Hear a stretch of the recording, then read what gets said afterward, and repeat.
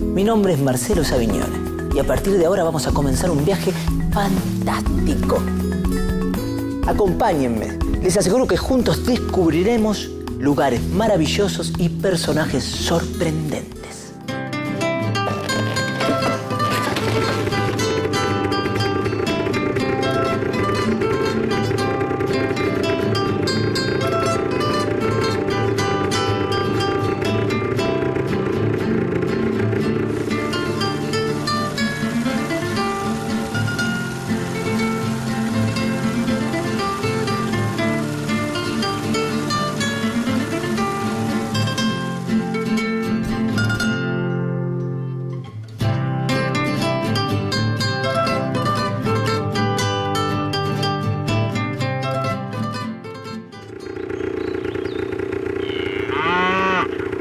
Hola, ¿cómo están?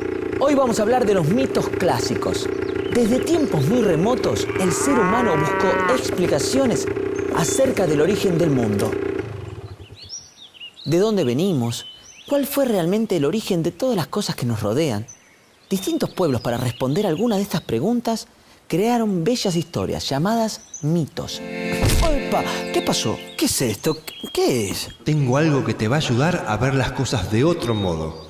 ¿Ver de otro modo? Con cada uno de estos objetos podés ver cómo veían el mundo las distintas civilizaciones. ¡Cuántos anteojos, antiparras! ¿Y por esto tanto suspenso? Bueno, suspenso. Próbatelo y vas a ver. Bueno. A ver. Chinos. ¡Opa! Chinos, ¿eh?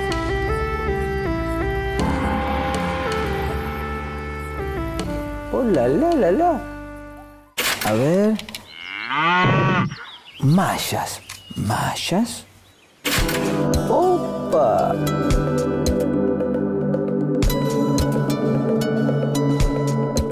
Sí. Mayas, A ver. Hindúes. ¡Oh, la, la! Hindúes.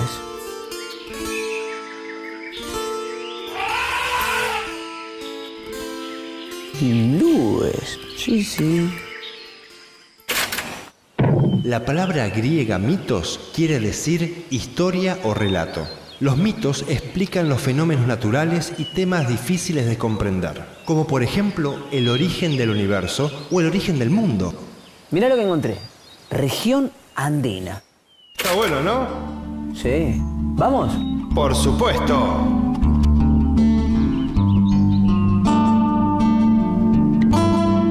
Un templo inca.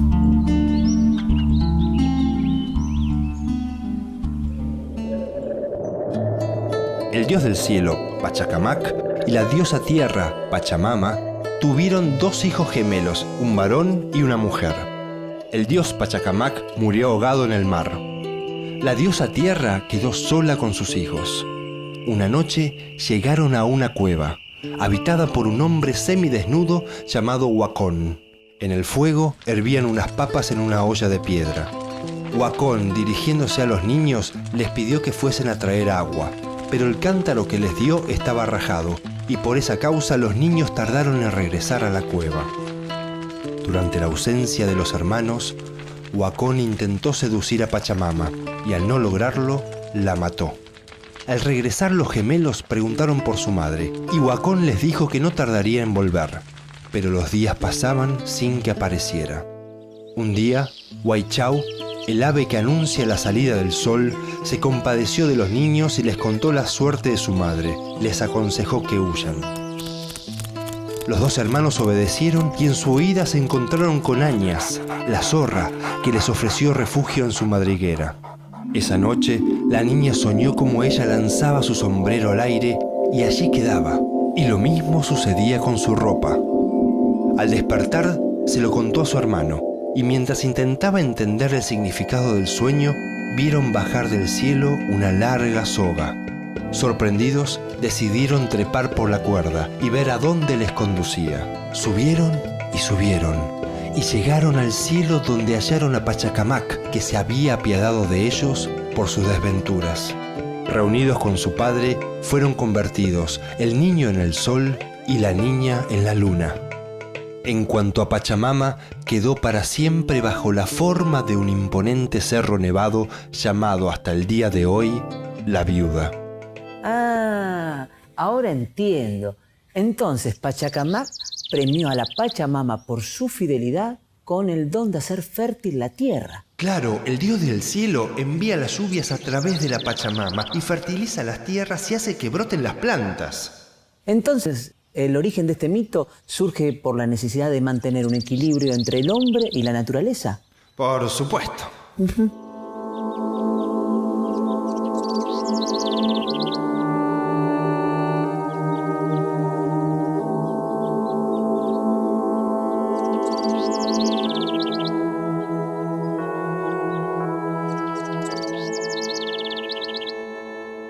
¡Qué buen dibujo!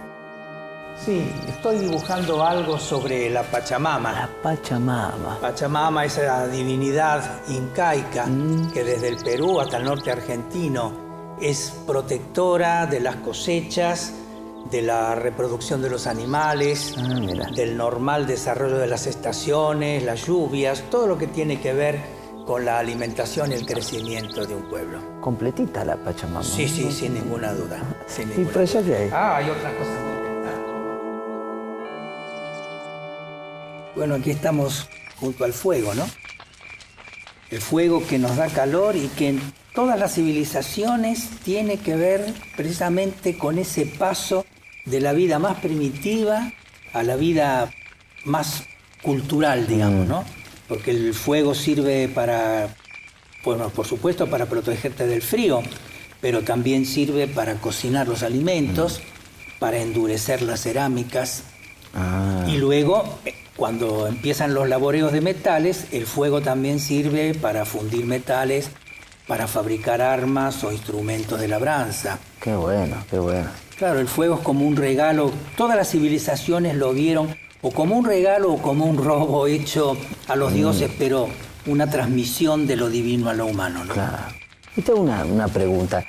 ¿Qué es el mito? Bueno, el mito es un pensamiento, una historia, una narración que tiene generalmente como personaje central un héroe o una transformación, pero el mito en cada civilización señala una manera esencial, una cuestión fundacional de esa civilización. Hace un rato hablábamos de la Pachamama, por ejemplo. Digamos, el pensamiento incaico está reflejado en ese mito. Los mitos de transformación que tenemos, por ejemplo, en la Argentina, personas transformadas en árboles, muchos en los cuentos de Horacio Quiroga aparecen, por ejemplo, animales que hablan o animales que fueron seres humanos, etc. Pero el pensamiento mítico se opone en la antigüedad al pensamiento racional, porque se pensaba que el mito, en rigor, no tiene una lógica interna. Apunta más bien a emociones, a cuestiones irracionales. Por ejemplo, Hércules, ese forzudo enorme que hizo tantos trabajos, 12 trabajos a lo largo de toda Europa, ¿no? Y que lo inmortalizaron los griegos, precisamente. Griegos, dijiste griegos. Yo tengo algo acá. Aguardame un segundito, Alfredo, que voy a buscar algo. Alfredo. Qué raro, ¿dónde se habrá metido? Bueno. ¿Cómo me decías, Alfredo? Y bueno, Hércules hizo 12 trabajos que están tomados en rigor como un castigo, pero que tienen la importancia de haberse realizado en distintas regiones de Europa. De modo que, por ejemplo, abrir el canal de Gibraltar en la zona oeste o capturar a Caco, el ladrón de vacas, en Italia. Bueno, uno podría ir viendo cómo esa figura es una especie de deidad unificadora. Por eso Virgilio en la Eneida lo pone a Hércules como un héroe paneuropeo, digamos, ¿no? Todo un símbolo, ¿no? ¿Nos podés contar acerca de los dioses griegos? Bueno, la historia es muy larga de la religión griega, pero digamos, en el momento de mayor esplendor, una religión politeísta, están los grandes dioses que se reparten el universo, digamos. Zeus, dios del cielo y de la tierra sólida. Poseidón, del mar y de las aguas en general. Y Hades, el dios del infierno, pero no el infierno entendido como nosotros, sino el mundo subterráneo. Pero después estaban otros dioses, cada uno de los cuales tenía su particularidad. Por ejemplo, Apolo, que era el conductor de las musas y por eso protector de las artes de alguna manera, ¿no? Diana, que es la representación de la luna, es la hermana de Apolo, es la patrona de los animales del bosque y es también la que protege a las mujeres que van a dar a luz. Y lógicamente Palas Atenea, la patrona de Atenas, que también es protectora de las artes, de las artes de la guerra incluidas. Bueno, ni que hablar Dionisos, con todo el tema, si es Dionisos y Baco es el mismo dios, hay opiniones diversas. Bueno, y ellos tenían su vida doméstica y allá vivían todos juntos con sus peleas y sus reconciliaciones en el Olimpo. Podríamos ir a conocerlo. Me encantaría. Porque es un lugar geográfico determinado. Sí, al Olimpo me voy. Olimpo a 10 pasos. Allá vamos.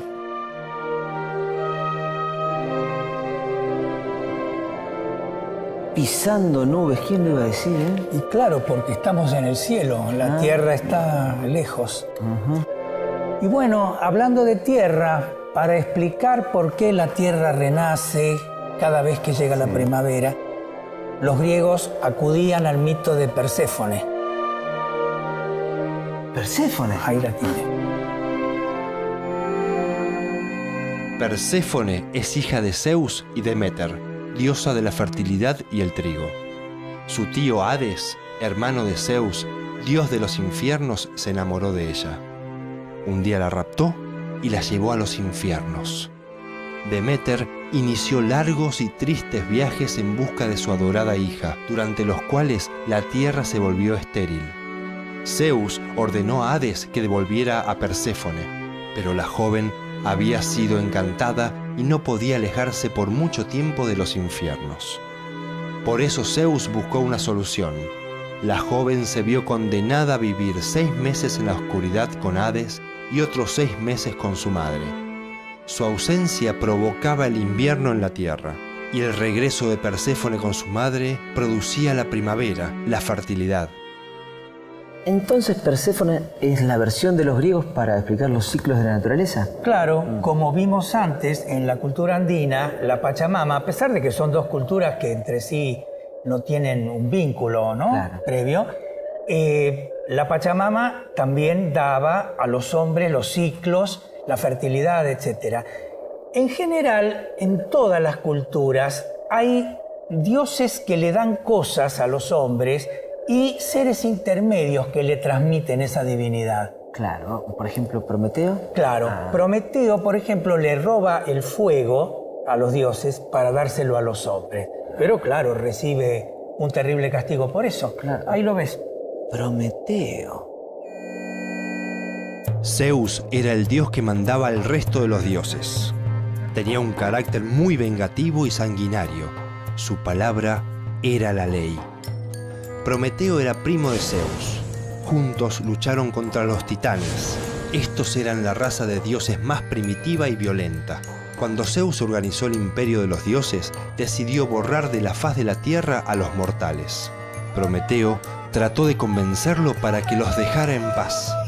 Zeus aceptó, pero les quitó el fuego, lo que provocó que Prometeo se rebelara. Fue al Olimpo, robó un carbón encendido, lo escondió en el hueco de una caña y les devolvió el fuego a los mortales. Así Prometeo se convirtió en el protector de los hombres. Les enseñó matemática, medicina, navegación y astronomía. Les enseñó a usar el arado y los animales para trabajar la tierra, y también cómo construirse casas en lugar de habitar en cuevas oscuras. Prometeo hizo una cosa más. Encerró en una caja todos los males del mundo. le pidió a su hermano Epimeteo que cuidara de la caja. Zeus, en venganza, pidió a Hefesto que fabricara una hermosa mujer de barro. La llamó Pandora y se la envió a Epimeteo como regalo de los dioses. Epimeteo se enamoró locamente de Pandora y se casó con ella. Cierto día, llevada por la oscuridad, Pandora abrió la caja y todos los males se desparramaron por el mundo. Solo quedó, atrapada en los bordes de la caja, la esperanza. Luego Zeus castigó a Prometeo. Lo encadenó desnudo en las montañas del Cáucaso. Allí un buitre le arrancaba trozos del hígado durante el día, causándole un dolor sin fin. Pero en la noche, el hígado volvía a crecer. Pobre Prometeo, encadenado, comiéndole el hígado. Menos que le crece a la noche, por lo menos. Sí, pero es un castigo muy grande porque es transmitirle a los hombres una parte de la divinidad. Claro. ¿No? Pero esa tradición sobre el fuego en casi todas las culturas aparece con distintas características, ¿no? Por ejemplo, en las tradiciones del Chaco paraguayo. ¿Chaco paraguayo? Sí. Alfredo, aguardame un segundito, un segundo nada más. Ya, bueno, Alfredo, si estás por ahí, Chaco paraguayo. Yo tenía algo, acá me lo dejé preparado. El Chaco paraguayo. Chaco paraguayo. Esto me vienen, a ver. Alfredo. Bueno, como te seguía diciendo, el tema del fuego en las culturas tiene que ver con un aprendizaje de algo trascendente. En el caso del Chaco paraguayo, el fuego se vincula con la cocción de los alimentos. Sin embargo, también el fuego, como elemento negativo, es el que puede provenir de las tormentas, de los rayos, etc., que es el elemento que diferencia al mito del Chaco paraguayo con el mito griego. Pero podemos ir a verlo. Bueno, vamos.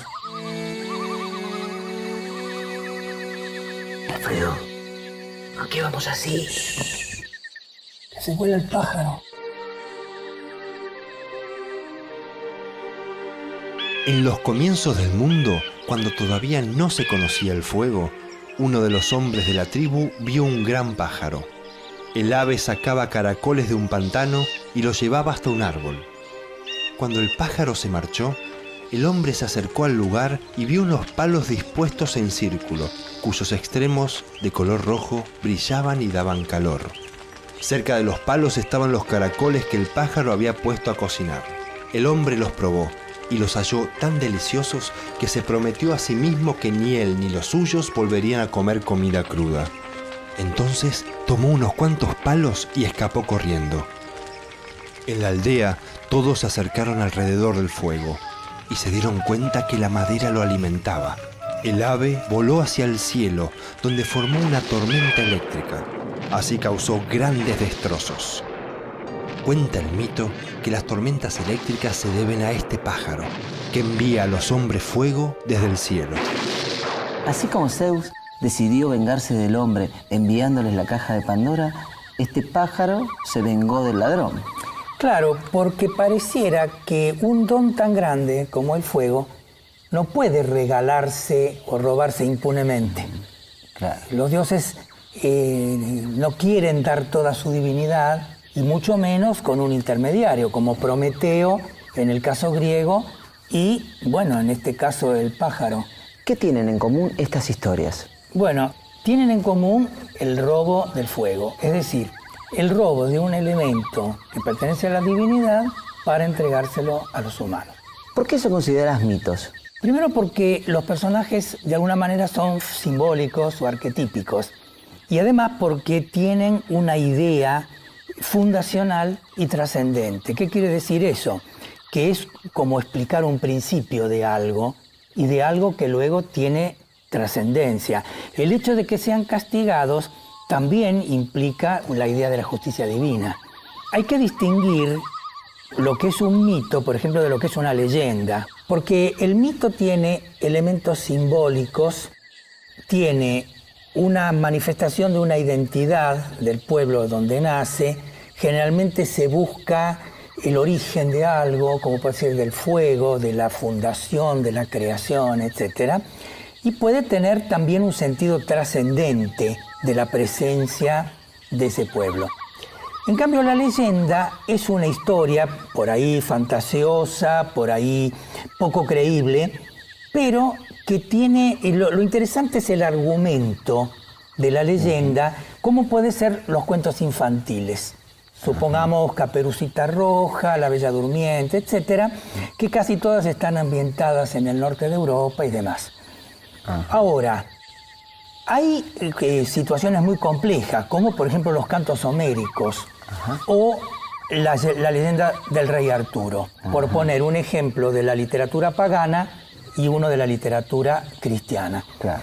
En Homero, el viaje de Ulises, por ejemplo, la Odisea, es una serie de aventuras en el mar Mediterráneo. Cada aventura a lo mejor puede ser, formar parte de una leyenda, pero el viaje como elemento transformador es el mito. O sea, Ulises es una figura mítica y su viaje, no importa por dónde. Lo demás puede ser leyenda. Y en el caso del rey Arturo, el elemento básico es la búsqueda del Santo Grial. Es decir, el vaso donde Jesucristo en la última cena consagró, digamos, el vino como su sangre. Bueno, alrededor de ese viaje se hacen cantidad enorme de situaciones vinculadas, que son pequeñas historias llenas de magos, de brujas, de, en fin, hechizos y demás, objetos, la espada, por ejemplo, de Arturo, o la corona de tal o el anillo del otro. En cambio, la fábula es una pequeña imagen, una pequeña escena, a veces en diálogo, a veces monólogo, de animales. Claro. Con una finalidad moralizante o ética, diría un griego, ¿no? Por ejemplo, la zorra y las uvas, la zorra salta pero no las alcanza, entonces dice, no importa, están verdes. Es decir, la zorra, como no puede hacer algo, lo desvaloriza con sus palabras. Y tengo una pregunta, Alfredo, ¿los mitos van evolucionando con el hombre? Ese es todo un tema, porque en rigor los mitos no mueren. Lo que pasa es que se reescriben. Los mitos se resignifican, ¿no? Claro. Por ejemplo, un mito que podría ser el del león que perdonó a su víctima en el circo romano, por ejemplo, Andrócles y el león. Claro. Con lo cual se quiere mostrar la nobleza del león y la maldad de los humanos que daban carne humana a comer a estos animales. Se ha escrito, incluso aparece en una crónica de la Fundación de Buenos Aires, en un lugar donde no había leones. Claro. Aparece con un animal que podría ser un puma o algo así. Aparece en otras culturas con un lagarto, por ejemplo, pero el lagarto no es confiable, entonces no es bueno como el león. Es decir, se aprovechan esos elementos para que, esos son, bueno, cuentos folclóricos, claro, narraciones moralizantes, pero lo importante en ese caso es el resultado ético que se puede sacar. ¿Qué es el everismo? Evemero de Mesina, que es un sabio griego del siglo IV a.C., intentó dar una explicación racional de los mitos, diciendo que, por ejemplo, los dioses, los héroes, los semidioses, en fin, todos esos personajes habían sido seres reales, hombres, que en algún momento se destacaron. Por ejemplo, él dice que Zeus seguramente fue un rey muy importante en un pasado remoto, y que con el tiempo sus hechos, sus hazañas, o como le quiera llamar, se fueron magnificando. Y entonces la gente lo elevó a un rango superior, a una categoría de Dios, en este caso, ¿no? ¿Los mitos pueden desaparecer? En rigor, todo mito se reescribe, se transforma, se adapta a las circunstancias. Hay unos pocos mitos básicos que son respuestas, llamémosle poéticas o metafóricas, a preguntas elementales del ser humano. ¿Qué somos? ¿Dónde estamos? ¿De dónde venimos? ¿A dónde vamos? ¿Qué significa la vida, la muerte? Ese tipo de cosas. Y después eso aplicado a las fuerzas naturales, a la idea de Dios. O sea, se ven en la superficie una enorme cantidad de mitos, claro, pero en el fondo son muy pocos. Bueno, muchísimas gracias, Alfredo. Al contrario. Muchísimas gracias. Te Me va tengo la- que despedir. Bueno. Ahí va, ¿eh? Como vimos, la literatura tomó muchos de estos mitos para sus historias, pero también otras ramas del arte, como la pintura o el cine. Los personajes principales de estos relatos son dioses y diosas, héroes y heroínas, y numerosos seres extraordinarios como las sirenas, minotauros, los centauros y muchos otros. Ni los dioses ni los seres que los acompañan son todos buenos. Algunos son coléricos y vengativos, otros son nobles y valientes, algunos son deformes, otros bellísimos. Los héroes míticos se parecen a los hombres. La diferencia es que tienen un origen extraordinario y poseen poderes especiales. O sea que yo soy un héroe mitológico. Así, ¿y qué poderes tenés? ¿Querés que te muestre? No, deja, ¿para qué? Resumiendo, el término mitología es el conjunto de mitos de una cultura en particular. Por ejemplo, la mitología griega, la mitología egipcia. No hay pueblo del mundo que no haya creado sus propios mitos. Los aztecas, los celtas, los egipcios y los chinos, o los guaraníes. Claro, porque los mitos forman parte de la cultura y de la identidad de cada pueblo. Y como hemos visto, cada pueblo los crea a partir de la forma de observar el mundo. Hasta luego.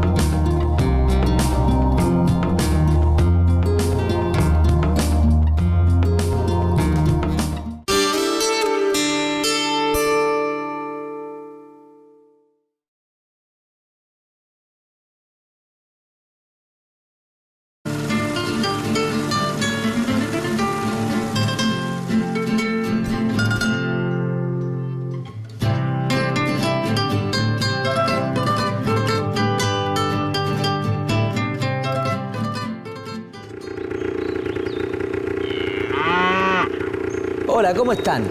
Hoy vamos a hablar de los mitos clásicos. Desde tiempos muy remotos, el ser humano buscó explicaciones acerca del origen del mundo. ¿De dónde venimos? ¿Cuál fue realmente el origen de todas las cosas que nos rodean?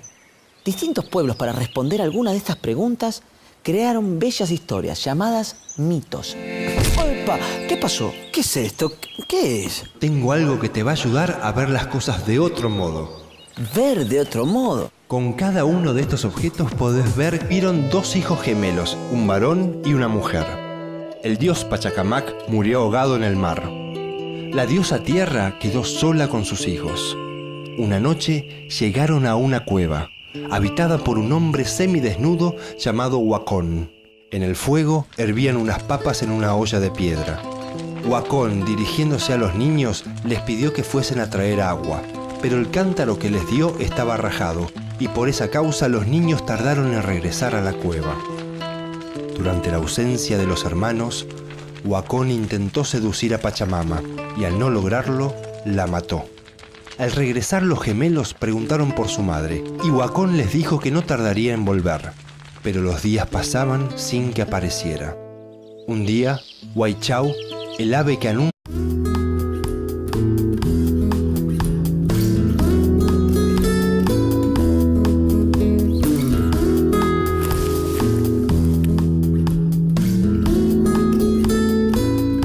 Hola, mi nombre es Marcelo Savignone y a partir de ahora vamos a comenzar un viaje fantástico. Acompáñenme, les aseguro que juntos descubriremos lugares maravillosos y personajes sorprendentes.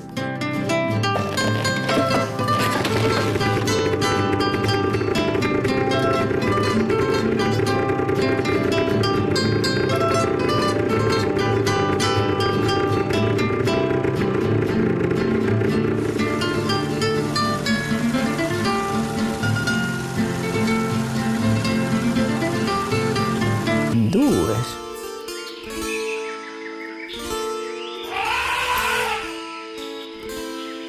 Hindúes. Sí, sí. La palabra griega mitos quiere decir historia o relato. Los mitos explican los fenómenos naturales y temas difíciles de comprender, como por ejemplo el origen del universo o el origen del mundo. Mirá lo que encontré. Región andina. Está bueno, ¿no? Sí. ¿Vamos? Por supuesto.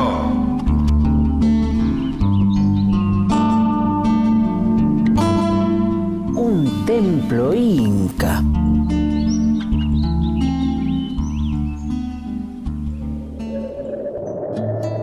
El dios del cielo, Pachacamac, y la diosa tierra, Pachamama, tuvieron cómo veían el mundo las distintas civilizaciones. Cuántos anteojos, antiparras. ¿Y por esto tanto suspenso? Bueno, suspenso. Próbatelo y vas a ver. Bueno. A ver.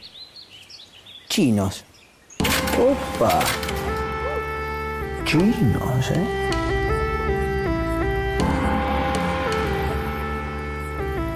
Oh, la. A ver. Mayas. Mayas. Opa.